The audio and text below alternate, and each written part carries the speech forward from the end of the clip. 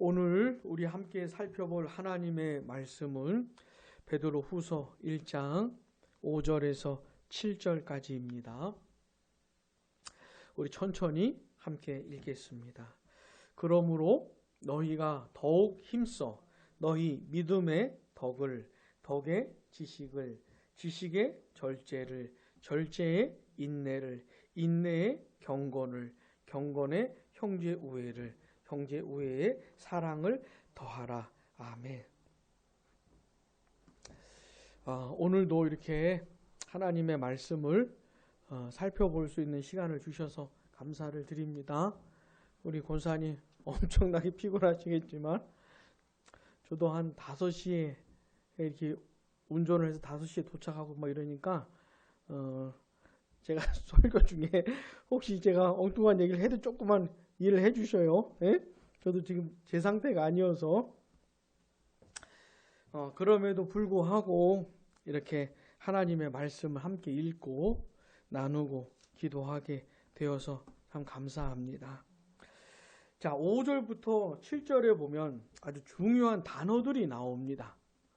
예를 들어서 믿음, 덕, 지식, 절제, 인내, 경건, 형제 우애, 사랑. 8가지 단어가 나옵니다. 자, 우리 한번 외워보겠습니다. 첫 번째 믿음이요. 믿음의 덕의 지식을, 지식의 절제를, 절제의 인내의 경건을, 경건의 형제 우애, 형제 우애의 사랑을 더하라. 굉장히 양호하십니다. 다시 8가지요. 첫 번째 믿음의 덕의 지식을, 지식의 절제를, 절제의 인내를, 인내의 경건을, 경건의 형제 우애를, 형제 우애의 사랑을 더하라. 자, 이 8가지 우리가 이 세상에서 신앙생활을 할 때 너무너무 중요한 내용들인데 이 8가지를 전체적으로 기억하는 게 중요한 겁니다. 어떤 거 딱 하나만, 예를 들어서 난 믿음만 생각하고 믿음만 좋다든지 절제는 하나도 못하고 이러면 안 되고 이 8가지를 전체적으로 다 기억을 해야 되고요. 이게 전체적으로 균형 있게 우리 안에 자리가 잡혀야 되는 겁니다. 그런 사람들이 온전한 크리스찬들이에요. 굉장히 아름답고 굉장히 편안하고 견고하고 튼튼하고 굉장히 강하고 그러면서도 굉장히 부드러운, 하여튼 너무너무 아름다운 그런 크리스찬이라고 할 수가 있겠습니다. 자, 제일 먼저 뭐가 나오죠? 믿음이 나옵니다. 자, 이 믿음은 우리가 지난번 살펴봤지만 우리가 시작하는 게 아닙니다. 자, 베드로전서 후서 1장 1절에도 보시면 동일하게 보배로운 믿음을 우리와 함께 어떻게 해요? 받은 자들에게. 믿음은 우리가 시작하는 게 아닙니다. 그러니까 기독교 신앙생활은 우리가 시작하는 게 아닙니다. 어떤 사람도 그 사람이 시작한 사람이 없어요. 시작은 하나님이 하시는 겁니다. 이게 놀라운 것이에요. 그래서 아무리 신앙생활을 열심히 하는 사람도, 아무리 뜨거운 사람도 겸손해야 되는 것이에요. 겸손하지 않다. 그러면 이미 잘못된 거예요. 왜냐하면 시작이 우리에게서 된 것이 아니기 때문에. 지금 굉장히 충만하고 굉장히 뜨겁다 그래도 늘 겸손해야 돼요. 왜요? 시작이 내가 한 것이 아니기 때문에. 자, 하나님께서 어떤 사람에게 은혜를 많이 크리스찬 하나님의 자녀들에게 은혜를 많이 베풀어 주시잖아요. 그런 걸 한마디로 하면 3절을 보시면 생명과 경건에 속한 모든 것을 주시는 거예요. 한마디로 하면 생명과 경건에 속한 모든 것을 주시는 거예요. 그래서 하나님을 알게 되는 거예요. 예전에는 하나님 몰랐는데 이제는 하나님으로 알게 되는 것이에요. 이제 그분이 가장 존귀하게 여겨지는 것이에요. 이제는 그분이 내 마음을 가장 나에게 내 마음을 차지하는 분이 되는 거예요. 내게 가장 매력적인 분이 되는 것이고, 그렇게 하나님을 알게 되는 거예요. 예수님을 알게 되는 것이에요. 예수님의 은혜와 하나님의 사랑이 얼마나 크고도 놀라운 것인지 알게 되는 것이죠. 세상을 만드시기도 전에, 창세 전에 하나님이 나를 예정하셨다는 걸 알게 되는 거예요. 하나님의 자녀로 삼으신 것을 알게 되는 것이죠. 예수님께서 나를 위해서 십자가에 피 흘려 죽으신 것을 알게 되는 것이죠. 온갖 고난 고초 다 당하신 것을 알게 되는 것이죠. 그러면서 하나님의 은혜와 사랑이 물밀듯이 밀려오는 것이에요. 이런 은혜를 경험하는 겁니다. 그러다 보니 이제 그 사람이 변하는 거예요. 하나님의 은혜로 변하는 겁니다. 하나님의 사랑 때문에. 그래서 어떻게 변합니까?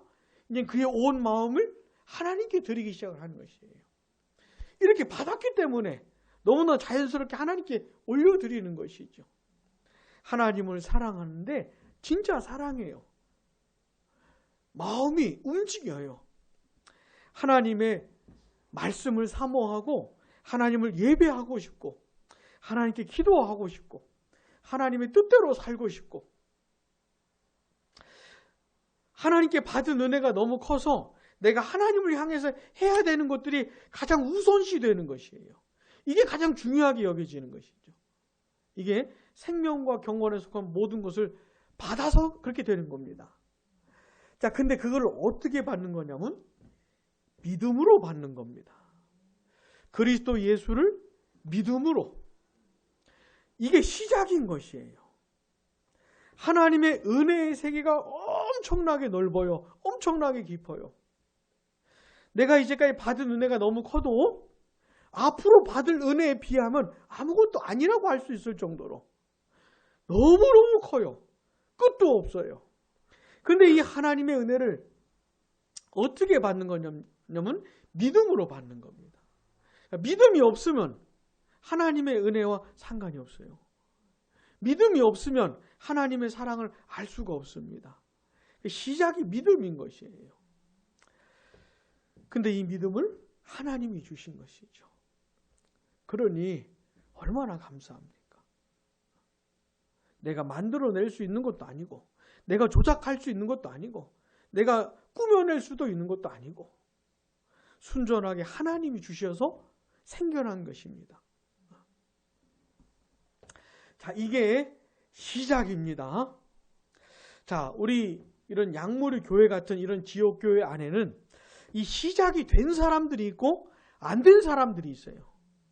무조건 교회 나왔다 그래서 시작이 됐다고 보면 안 되는 겁니다.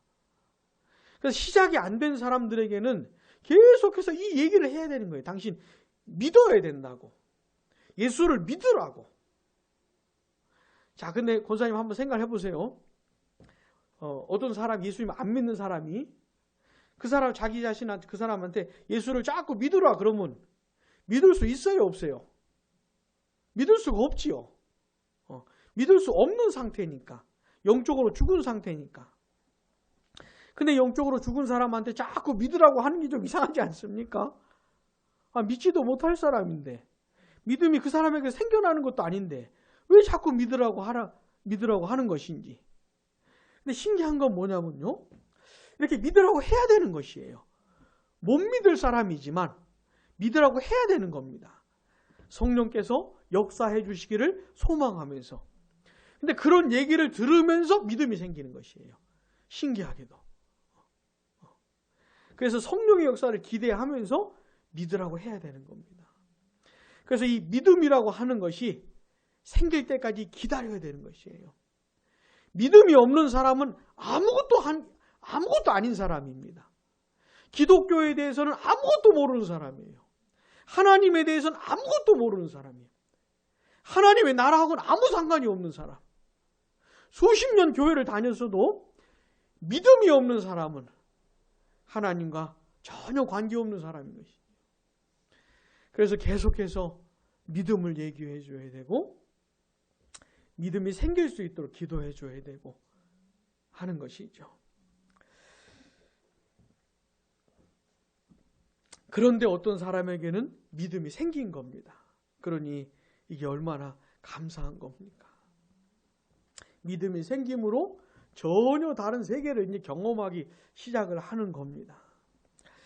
자, 근데 그 믿음 자체가 되게 놀라운 것이지만 우리가 기억해야 될 건 뭐냐면 그거는 시작에 불과한 거라는 거죠. 이제 기독교 신앙생활이 이제 시작을 한 겁니다. 막 스타트를 한 거예요.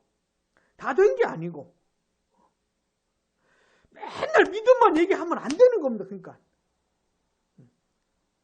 믿음은 너무너무 놀라운 것이지만 맨날 믿음만 얘기하면 안 되고 그건 시작이라는 것을 알아야 돼요. 자, 믿음에 그다음 뭐 해야 됩니까? 덕을. 자, 본문 5절 보세요. 그러므로 너희가 더욱 어떻게 해요? 힘써. 그 다음에 7절 마지막에요. 사랑을 더하라. 네. 자, 이제 믿음이 생긴 사람들 있잖아요. 믿음이 안 생긴 사람들은 오늘 복음 얘기가 전혀 이해가 안 되는 사람들이에요. 근데 믿음이 생긴 사람들에게는 이런 요구를 하는 겁니다. 더 힘쓰라는 거예요. 애쓰라는 겁니다. 그래서 믿음에다가 뭘 더하라는 것이에요. 여기서 더한다는 말은 공급하라는 얘기입니다. 그러니까 그리스도인이 믿음만 있으면 되는 게 아니고 그 믿음에다가 뭘 열심히 힘써가지고 뭘 더하라는 것이에요. 굉장히 노력해야 되는 겁니다. 애써야 되는 것이에요. 자, 그럼 믿음에다가 뭘 공급해야 됩니까? 덕을 더해야 되는 것이에요. 이 덕이 뭐냐면 도덕적인 탁월함을 말하는 겁니다. 그러니까 믿음이 있다고 하면 믿음에다가 도덕적인 탁월함을 갖춰야 돼요. 정직해야 돼요. 어떤 사람이 믿음 얘기하는데 못 믿겠는 사람이 있어요. 많이 보지 않았습니까? 믿음이 되게 좋은 것처럼 얘기하는데 전혀 신뢰가 안 가요. 이 문제가 있는 겁니다. 차라리 어디 가서 믿음이 있다고 말을 하지를 말든지. 어째 불신자보다도 더 못 믿겠는 사람이 있어요. 정직하지 않아서. 그렇게 믿음 얘기하다가 자기한테 피해가 온다든지 그러면 싹 도망을 친다든지 싹 거짓말을 한다든지 그 순간을 모면하기 위해서 그러면 안 된다는 겁니다. 믿음이 더 반짝반짝 보이게 하기 위해서는 믿음을 믿음처럼 보이게 하기 위해서는 도덕적으로 탁월해야 돼요. 정직하고 진실하고 거짓말하지 않고 약속 잘 지키고 좀 신뢰가 가야 되는 겁니다.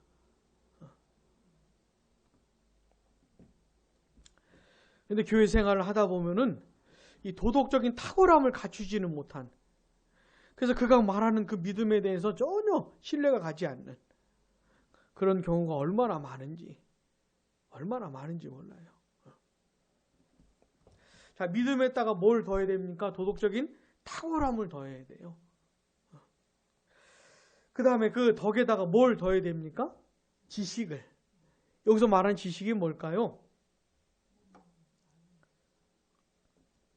그렇지요. 하나님을 아는 지식.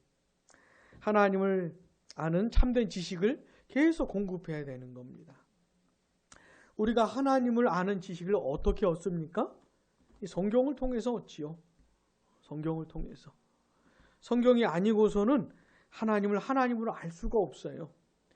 그래서 이 성경이 이 세상에서 가장 귀한 책인 겁니다. 성경을 부지런히 읽고 성경을 묵상하고 성경을 공부하고 설교를 들어가면서 참된 지식을 얻어가야 되는 겁니다. 계속요. 계속. 이 수요일 밤 이렇게 피곤한 시간에도 그래서 나와야 되는 것이죠. 우리 권사님 잘 하고 계셔요. 계속 나오셔요. 우리 권사님마저 안 오시면은 내 혼자 뭐 하겠습니까 여기서? 계속 들어야 되는 겁니다. 하나님 아는 지식을 계속 공급을 해야 되는 것이에요. 하나님은 무한하신 분이세요. 내가 죽을 때까지 알아가도 다 알 수가 없는, 내가 평생 죽을 힘을 다해서 하나님을 알아가도 하나님에 대해서 모르는 게 더 많은 그런 분이 하나님이세요. 난 좀 이제 하나님을 좀 아는 것 같아. 이런 착각을 하면 안 되는 것이죠. 하나님을 아는 이 지식을 더해가면서요, 우리의 신앙이 이렇게 바르게 진행이 됩니다. 잘못된 많은 것들이 섞여 있거든요. 열심히 한다고 해도 잘못된 많은 것들이 섞여 있어요. 그런 것들을 다 솎아놔야 되는데 이게 하나님을 알아가면서 정리가 됩니다. 진짜 신앙이 뭔지, 예수 믿는 사람으로 사는 게 뭔지 하나님을 알아가면서 정리가 되는 것이에요. 그 다음에 지식에 뭘 더합니까? 절제를. 이 절제는 정말 중요한 겁니다. 뭘 가지고 있는 것이 많아 보여도 절제하지 못하면 정말 우스꽝스럽게 만들어버리는 게 이 절제라는 것이에요. 때로는 아무 말 없이, 그죠? 때로는 아무 행동 없이 그냥 가만히 있는 것이 유익할 때가 있어요. 근데 절제하지 못하고 말을 해야 될 때 말을 하지 말아야 될 때, 나서야 될 때 나서지 말아야 될 때, 이런 걸 잘 몰라서 절제하지 못해서 안타까운 일들이 많이 벌어지죠. 심지어 어떤 영혼을 사랑하는 마음 있잖아요. 어떤 영혼을 섬기고 싶은 마음에도 절제가 필요합니다. 옛날에 제가 좀 이런 게 있어가지고, 그 교회에 어떤 청년이 왔어요. 청년이 왔는데 제가 이제 그 청년을 너무 섬기고 싶은 거예요. 그 청년이 좀 장애도 있고 해가지고. 근데 이제 나중에 이제 알고 보니까 제가 너무 이렇게 다가가고 같이 있으려고 한 거를 부담스러워 했다더라고요. 저는 그 당시에는 몰랐는데, 그래서 제가 좀 그런 부분을 좀 느낀 적이 있었는데, 아무튼 이 절제가 굉장히 필요합니다. 절제가. 그 다음 절제에 뭐가 필요하죠? 인내. 인내는 신앙의 덕목 중에 덕목입니다. 그리스도인들이 이 세상을 살아가는데 하나님을 믿고 살지 않습니까? 하나님이 날 사랑하시고 날 인도하시고 나와 함께 하신 걸 믿고 사는데, 근데 실제 생활 속에서는 그렇지 않아 보일 때가 많은 겁니다. 예를 들어서 이 욥 같은 경우, 사실 욥은 원인도 이유도 모르는 채 고난을 당한 거예요. 욥의 친구들은 욥에게 뭐라 그랬죠? 네가 지은 죄가 있으니까 이렇게 벌 받는 거 아니냐, 회개해라. 근데 욥이 생각할 때는 진짜 잘 살았다고 생각을 하는 거예요. 이런 고난을 당할 만한 죄를 짓지 않았다고 생각을 하는 겁니다. 실제 욥은 굉장히 신실하게 잘 살았어요, 하나님 앞에서. 근데 하나님의 나라에서 어떤 이야기가 있었던 것이죠. 근데 욥은 전혀 몰라요. 근데 어느 날 갑자기 가지고 있었던 모든 재산이 다 날아가 버리고 사랑하는 자녀들도 다 죽어버리고 자기 온 몸에도 심한 피부병이 생기고, 그러다 보니 드디어 욥이 뭘 하기 시작을 하냐면 하나님을 원망하기 시작을 한 겁니다. 욥은 진짜 대단한 사람 같아요. 우리 같았으면 그 욥이 하나님께 원망 불평하기까지 상당히 인내를 했거든요. 욥이 상당히 오랫동안 참았거든요. 우리하고는 비교도 안 될 정도로. 살다 보면 그런 순간들도 있는 것이죠. 내 인생에 왜 이러한 어려움이 있는 것인지, 왜 이런 고난이 찾아오는 것인지 이해가 되질 않는, 뭐가 좀 이해가 되면 좀 괜찮을 텐데 그러지 않는 순간도 있는 겁니다. 그때 우리에게 필요한 것이 뭐냐면 인내가 필요한 것이죠. 신앙생활은 맨날 웃고 즐겁고 희낙낙하면서만 보낼 수 있는 것은 아닙니다. 오히려 슬프고 괴롭고 암울한 그런 순간들도 많은 것이죠. 그럼에도 불구하고 하나님은 여전히 나의 하나님이시고 나의 아버지시고 이 고난의 터널을 다 지나간 후에는 또한 모든 것을 합력하여 선을 이루게 하시는 하나님의 역사가 있을 것을 믿고 어떻게 해요? 인내해야 하는 것이죠. 인내. 특별히 이 인내는요, 그 사람의 신앙을 깊게 만들어줍니다. 옛날에 막 좋았다가 나빴다, 좋았다 나빴다가, 응?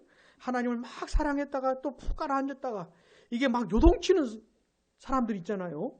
막 이랬다가도 인내를 하면서 신앙이 깊어져요.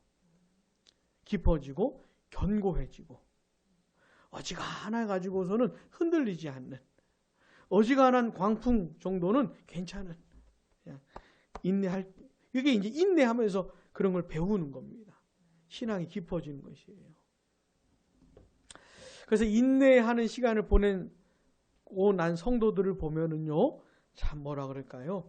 참 감동적입니다. 감동이 있어요. 아, 저 사람의 신앙이 언제 저렇게 자랐을까? 언제 저렇게 깊어졌을까? 언제 저렇게 견고해졌을까? 라고 하는 감동이 있습니다. 또 인내에 뭘 더해야 되죠?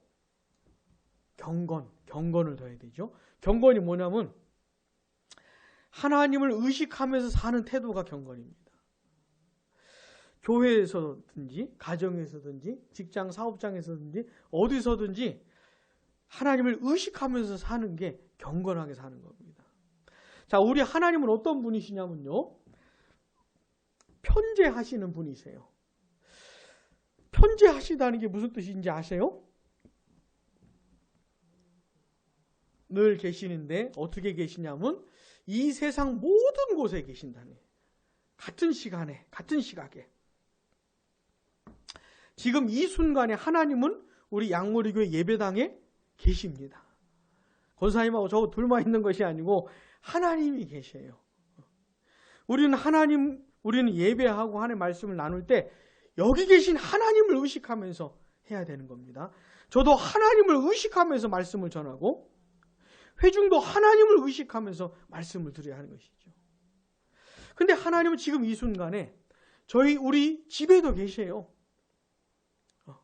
이 세상 모든 곳에 하나님이 계셔요. 그러니까 하나님은 어떤 분이시냐면 거기 계신 분이십니다. 거기 계신 분이세요. 내가 어디를 가든지 거기 계신 하나님이세요. 내가 길을 걸어갈 때에도 하나님은 거기 계세요. 내가 하나님을 피해서 숨을 수 있는 곳은 그 어디에도 없습니다. 자, 경건하게 사는 게 뭐냐면 그 하나님을 의식하는 거예요. 자, 하나님은 모든 곳에 계셔서 나를 보고 계시고 내 마음을 다 읽고 계시고 내 생각을 다 알고 계시는 분이세요. 밖으로 드러나지 않아도 하나님은 다 알고 계시는 분. 그 하나님 앞에서 사는 게 경건하게 사는 겁니다. 내가 이런 행동을 하면 하나님이 기뻐하실까? 내가 이런 말을 하면, 이런 판단을 하면, 이런 행동을 하면 하나님이 기뻐하실까? 싫어하실까? 하나님의 뜻이 뭘까? 이렇게 하나님 앞에 사는 게 경건하게 사는 거예요. 우리가 만약에 이렇게만 살 수 있다면 하루 종일 24시간 하루 종일 이래 살 수만 있다면 우리 권사님 그 사무실이 그걸 사무실이라고 해야 됩니까? 가게라고 해야 됩니까? 가게요? 거기 하나님 계셔요. 24시간 계속 거기 계셔요. 하나님은. 권사님 딱 가게 문 열고 들어가실 때 하나님 여기 계시다는 걸 기억을 하고 거기서 하나님 앞에서 그 일들을 하고 사람들을 만나고 24시간 하나님 앞에서 살 수만 있다면, 경건하게 살 수만 있다면 우리의 삶이 얼마나 훌륭해질까요? 얼마나 영광스러워질까요? 네. 경건을 더해야 되고요. 경건에다가 뭘 더해야 됩니까? 형제 우애를 더해야 돼요. 그리스도 예수 안에서 함께 지체된 형제 자매들을 사랑하는 마음이 있어야 되는 것이죠. 그들을 사랑하고 그들을 보듬고 그런 태도가 형제 우애잖아요. 그런 걸 더해야 되는 겁니다. 특히 우리 양무리 교회 우리 지체들을 붙여주셨으니 우리가 서로 우애해야 하는 것이죠. 그리고 그 형제 우애 마지막으로 뭘 더해야 됩니까? 사랑. 사랑은 이 그리스도 안에서 한 형제 자매된 이 관계를 넘어서서 그냥 온 세상을 향해서 기본적으로 갖고 있는 태도가 사랑이어야 하는 겁니다. 심지어 이런 피조 세계들 향해서도 이 나무를 향해서도 사랑하는 마음. 저는 아직 멀은 것 같아요. 이런 걸 보면은 이렇게 잘 가꿔주고 닦아주고 뭐 이런 분들도 계신데 저는 아직 먼 것 같아요. 저희 집에 그 고양이가 있잖아요. 조금은 제가 가까워진 것 같아요. 어느 날 이 녀석이 이렇게 막 긁어가지고 여기 상처가 났어요. 근데 그 상처를 보니까 제 마음이 조금 이제 누그러진 것 같아요. 좀 불쌍한 마음이 생기고 그러면서부터는 좀 마음이 이전보다 좀 부드러워진 것 같아요. 고양이에 대한 마음이. 뭐 이런 겁니다. 예수 그리스도를 믿든지 안 믿든지 모든 사람들에 대해서 사랑하는 마음을 가지고 있어야 되고 기본적으로요. 더 나아가서 이 피조 세계를 향해서도 사랑하는 마음. 이 사랑이 마침표입니다. 사랑이 마침표예요. 그래서 사랑으로 가득한 사람이 많이 성숙한 사람인 것이죠. 자, 시작이 뭐죠? 시작, 믿음. 마지막이 뭐예요? 사랑. 믿음의 덕에 지식의 절제의 인내의 경건의 형제 우애의 사랑을. 자, 이 8가지 내용을 많이 묵상을 해 보셔야 됩니다. 그러면서 나 자신을 살펴보면서 뭐가 부족한지 그럼 그 부분을 자꾸 공급을 해야 돼요. 자꾸 채워 넣어야 돼요. 그래서 이 8가지가 잘 균형 잡힌 이게 다 골고루 있어야 하는 것이죠. 그런 크리스찬이 진짜 아름답고 너무너무 좋은 귀한 그런 크리스찬이 되는 겁니다. 자, 우리가 힘써서 이런 것들을 이제 막 공급을 해야 돼요. 언제까지 해야 될까요? 그렇죠. 죽을 때까지, 내 이 세상 떠날 때까지 계속. 우리의 신앙생활은 멈추는 게 없습니다. 쉬는 게 없어요. 계속. 한 1, 2년 열심히 하고 이렇게 많은 게 아니고 죽을 때까지 계속 해야 하는 것입니다. 2020년 이제 얼마 남지 않았는데